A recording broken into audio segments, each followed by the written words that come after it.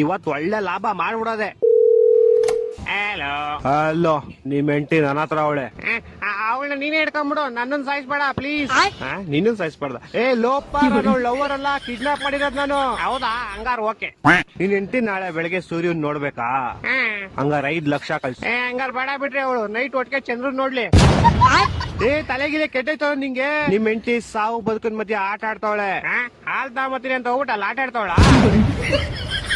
ಲೇ ಚಪ್ರಿ, ಕರೆಕ್ಟ್ ಆಗಿ ಕೇಳಿಸ್ಕೋ. ಇವತ್ ನೈಟ್ ಅಷ್ಟಲ್ಲಿ ನಂಗೆ ಕಾಸು ಬರ್ಲಿಲ್ಲ ಅಂದ್ರೆ ನಿಮ್ ಹೆಂಡತಿದ್ ಒಂದ್ ಕಾಲ್ ಕಟ್ ಮಾಡ್ಬಿಡ್ತೀನಿ. ಮತ್ ಇನ್ನೊಂದ್ ಕಾಲು ಅದ್ ನಾಳೆ ಕಟ್ ಮಾಡ್ತೀನಿ. ಎರಡು ಇವತ್ತೇ ಕಟ್ ಮಾಡ್ಬಿಡು. ಲೇ ಲೋಪ, ನನ್ನ ಹೇಳ್ತಾರೆ ನಿಮ್ ಹೆಂಡತಿ ಕಾಲ್ ಕಟ್ ಮಾಡ್ತೀನಿ ಅಂತ. ನಾನೇಲ್ ಬೇಡ ಅಂದೆ. ಹೊಟ್ಟೆ ಎಷ್ಟು ಉರ್ತಾವ್ರು ನೋಡಿದ್ರೆ ನಾಶನ ಮಾಡ್ಬೇಕು. ಲೇ ನಂಗೆ ಯಾಕೋ ಇಷ್ಟು ರೋದನೆ ಕೊಡ್ತೀಯಾ?